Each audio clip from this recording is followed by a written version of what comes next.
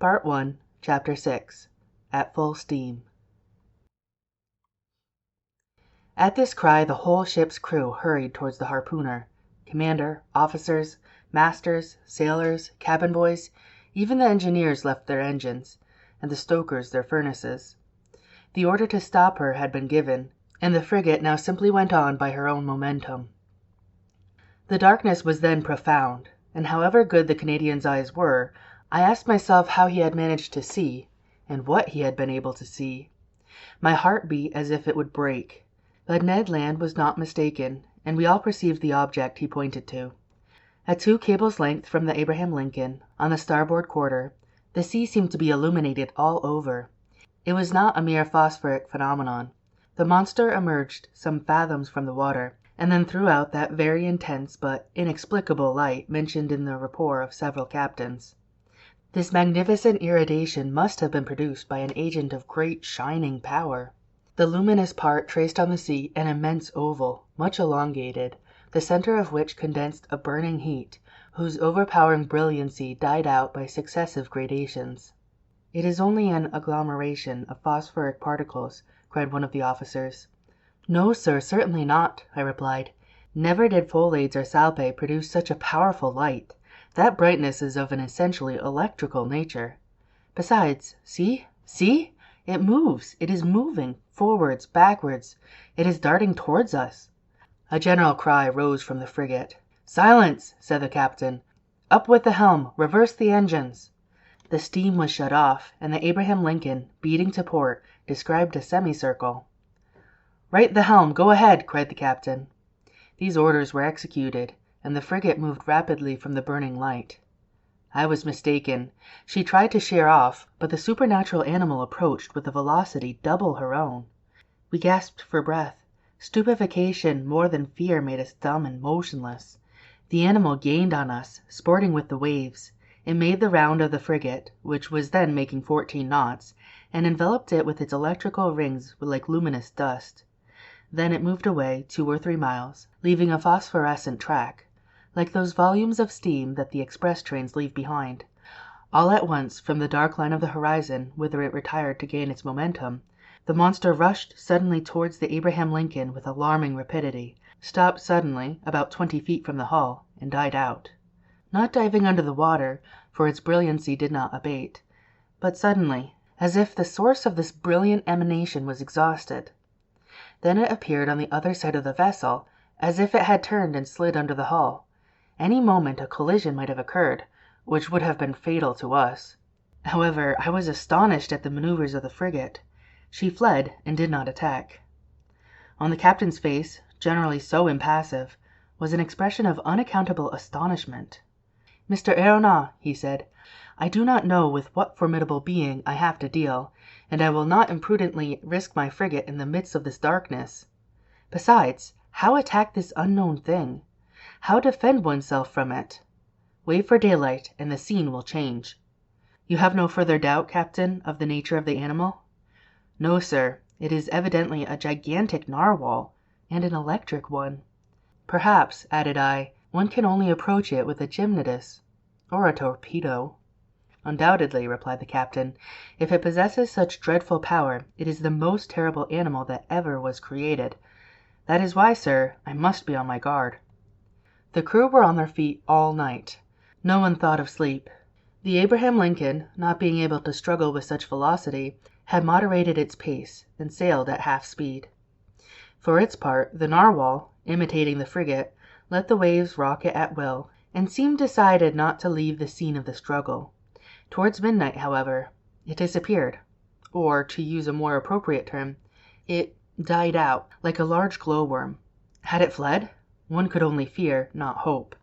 But at 7 minutes to 1 o'clock in the morning, a deafening whistle was heard, like that produced by a body of water rushing with great violence. The captain, Ned Land, and I were then on the poop, eagerly peering through the profound darkness. "Ned Land," asked the commander, "you have often heard the roaring of whales?"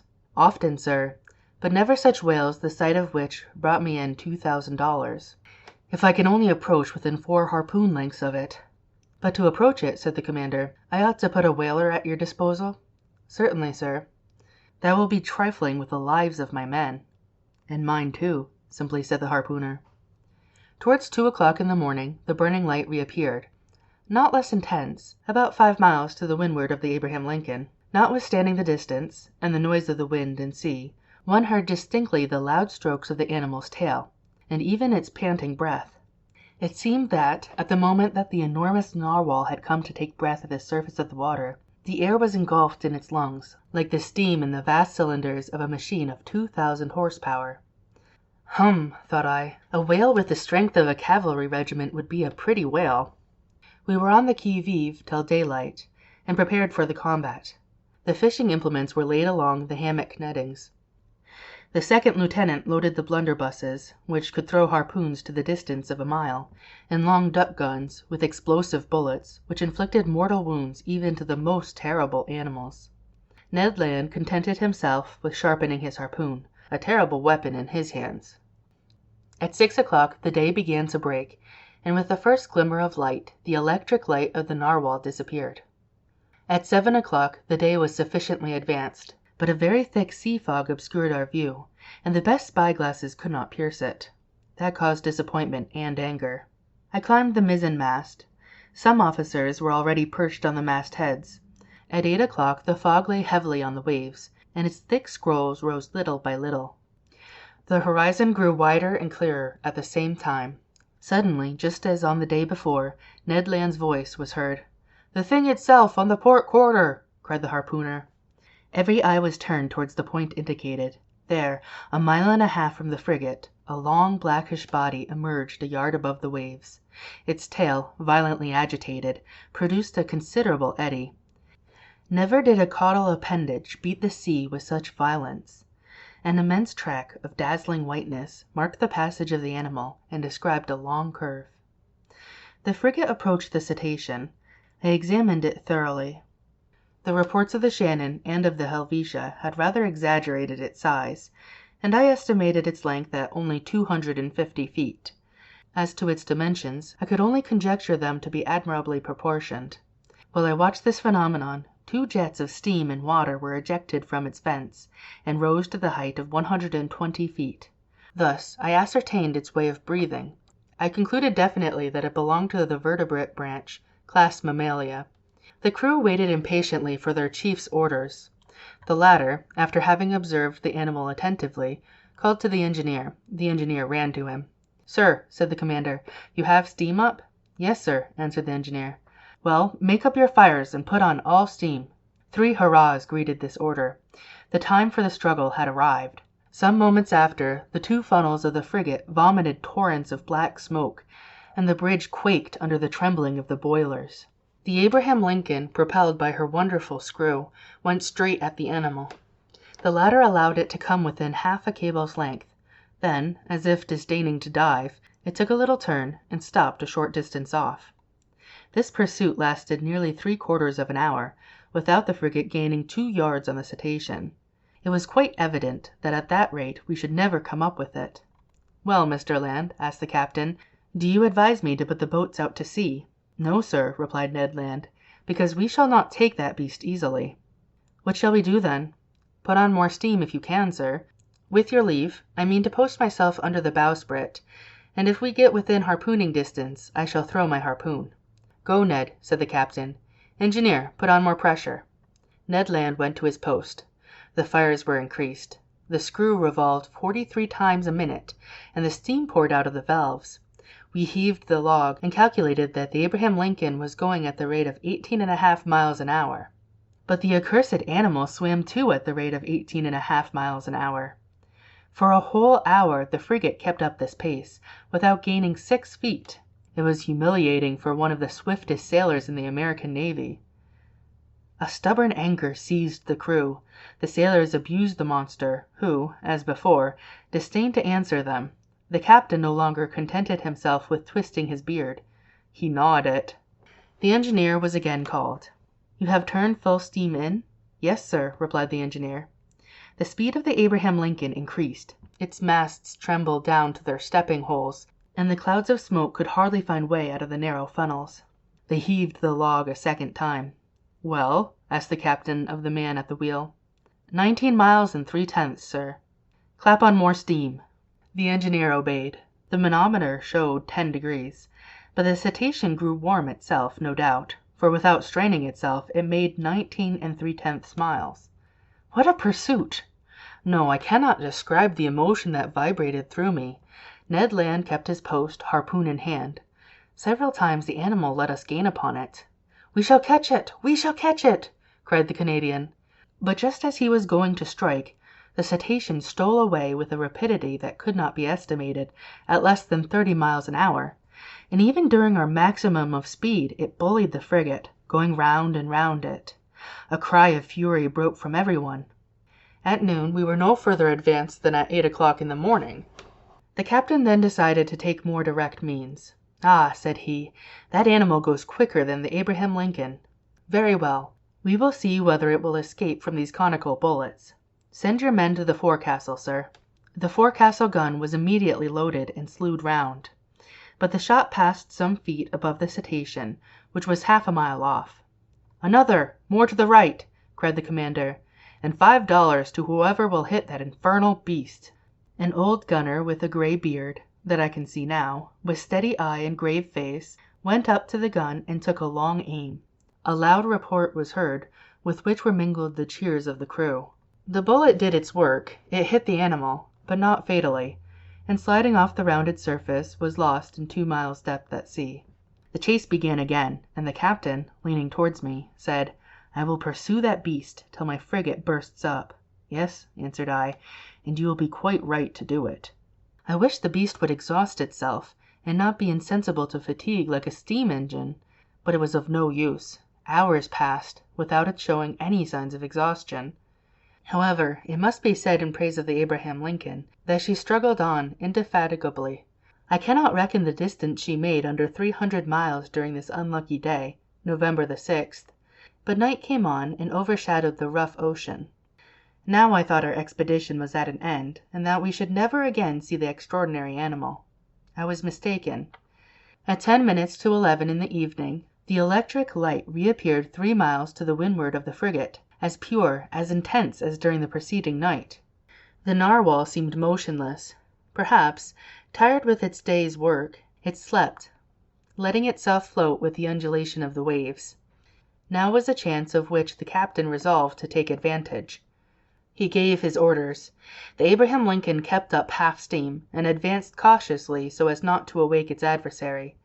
It is no rare thing to meet in the middle of the ocean whales so sound asleep that they can be successfully attacked, and Ned Land had harpooned more than one during its sleep. The Canadian went to take his place again under the bowsprit. The frigate approached noiselessly, stopped at 2 cables' lengths from the animal, and followed its track. No one breathed. A deep silence reigned on the bridge. We were not 100 feet from the burning focus, the light which increased and dazzled our eyes. At this moment, leaning on the forecastle bulwark, I saw below me Ned Land grappling the martingale in one hand, brandishing his terrible harpoon in the other, scarcely 20 feet from the motionless animal. Suddenly his arm straightened, and the harpoon was thrown. I heard the sonorous stroke of the weapon, which seemed to have struck a hard body. The electric light went out suddenly, and 2 enormous waterspouts broke over the bridge of the frigate, pushing like a torrent from stem to stern, overthrowing men and breaking the lashings of the spars. A fearful shock followed, and, thrown over the rail without having time to stop myself, I fell into the sea. End of chapter 6. Part 1, Chapter 7. An unknown species of whale. This unexpected fall so stunned me that I have no clear recollection of my sensations at the time. I was at first drawn down to a depth of about 20 feet. I am a good swimmer, though without pretending to rival Byron or Edgar Poe, who were masters of the art, and in that plunge I did not lose my presence of mind. 2 vigorous strokes brought me to the surface of the water. My first care was to look for the frigate. Had the crew seen me disappear? Had the Abraham Lincoln veered round? Would the captain put out a boat? Might I hope to be saved? The darkness was intense. I caught a glimpse of a black mass disappearing in the east, its beacon lights dying out in the distance. It was the frigate! I was lost! "Help! Help!" I shouted, swimming towards the Abraham Lincoln in desperation. My clothes encumbered me. They seemed glued to my body and paralyzed my movements. I was sinking. I was suffocating. Help! This was my last cry.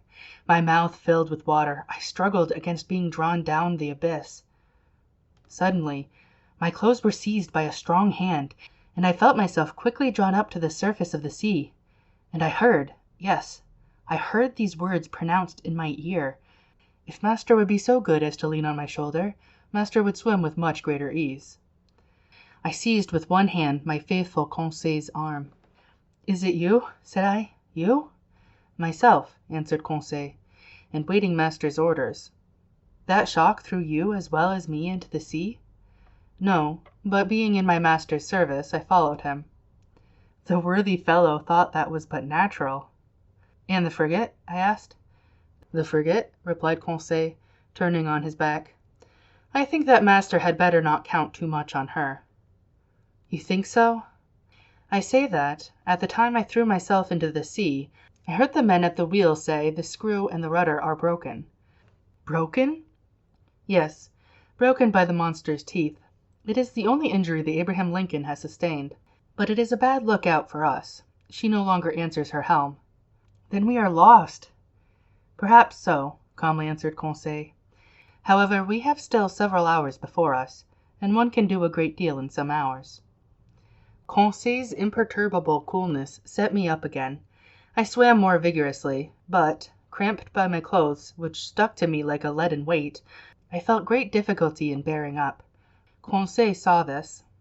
"Will master let me make a slit?" said he, and, slipping an open knife under my clothes, he ripped them up from top to bottom very rapidly. Then he cleverly slipped them off me while I swam for both of us. Then I did the same for Conseil, and we continued to swim near to each other.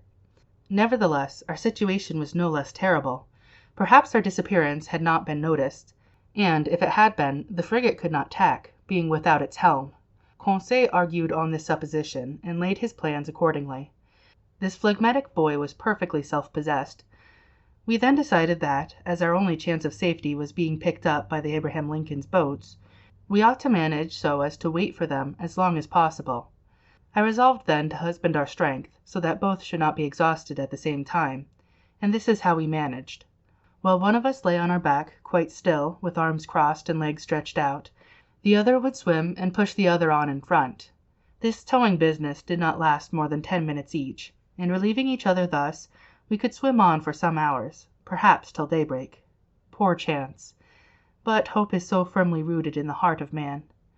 Moreover, there were two of us. Indeed, I declare, though it may seem improbable, if I sought to destroy all hope, if I wished to despair, I could not. The collision of the frigate with the cetacean had occurred about 11 o'clock the evening before. I reckoned then we should have 8 hours to swim before sunrise. An operation quite practicable if we relieved each other. The sea, very calm, was in our favor. Sometimes I tried to pierce the intense darkness that was only dispelled by the phosphorescence caused by our movements. I watched the luminous waves that broke over my hand, whose mirror-like surface was spotted with silvery rings. One might have said that we were in a bath of quicksilver. Near 1 o'clock in the morning I was seized with dreadful fatigue. My limbs stiffened under the strain of violent cramp. Conseil was obliged to keep me up, and our preservation devolved on him alone. I heard the poor boy pant. His breathing became short and hurried. I found that he could not keep up much longer. "Leave me! Leave me!" I said to him. "Leave my master? Never," replied he. "I would drown first."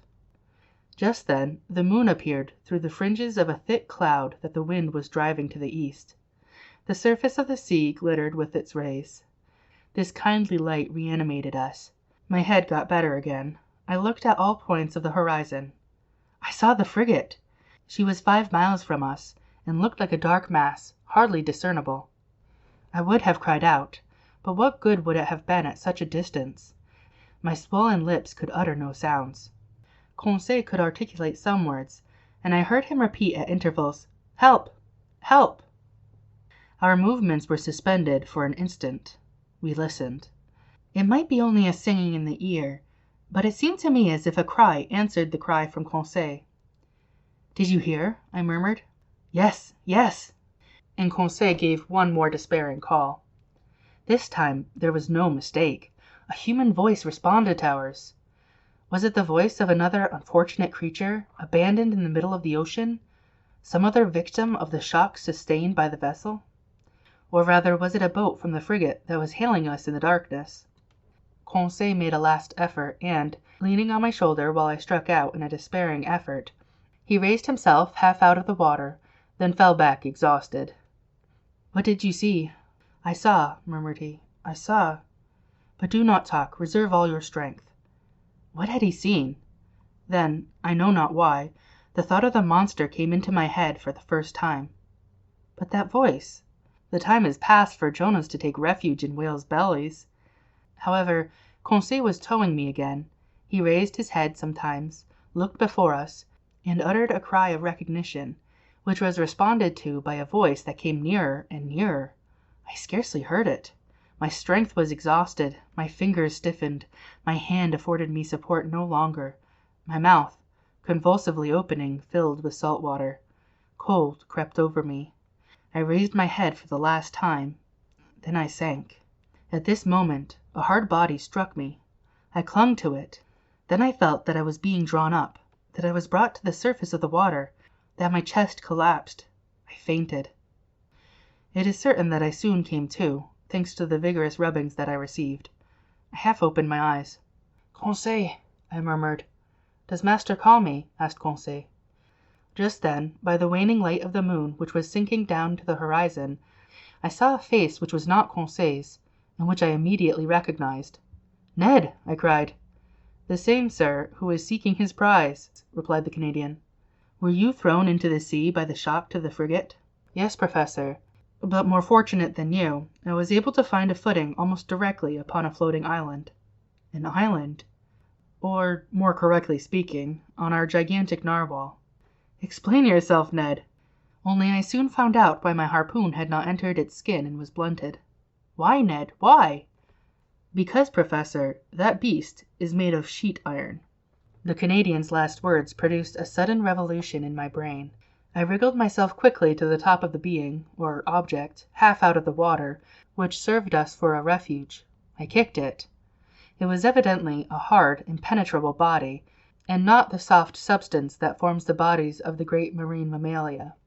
But this hard body might be a bony carapace, like that of the antediluvian animals, and I should be free to class this monster among amphibious reptiles, such as tortoises or alligators.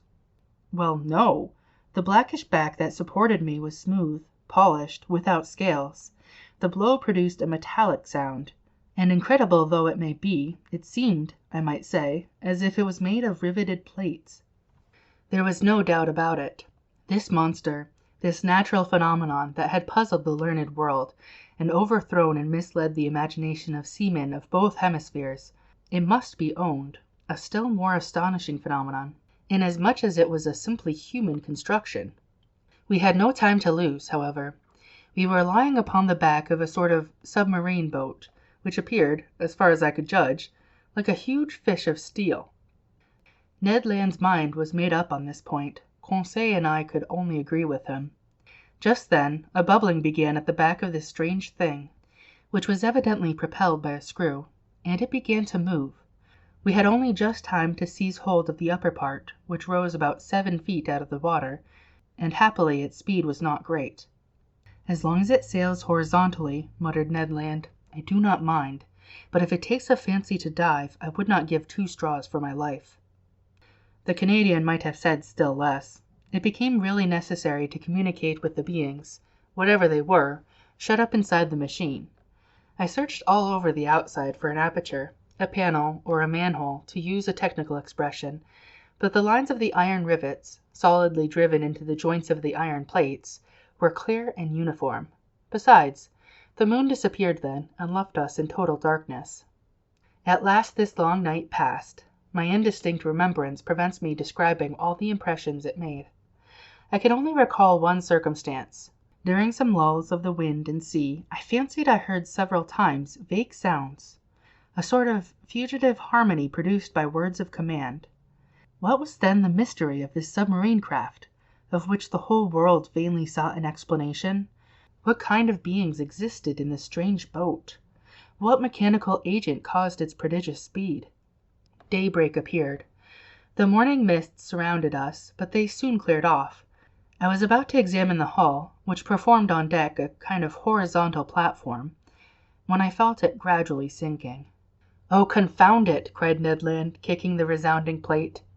"Open, you inhospitable rascals!" Happily, the sinking movement ceased. Suddenly, a noise, like ironworks violently pushed aside, came from the interior of the boat. One iron plate was moved. A man appeared, uttered an odd cry, and disappeared immediately. Some moments later, 8 strong men, with masked faces, appeared noiselessly, and drew us down into their formidable machine. End of Chapter 7.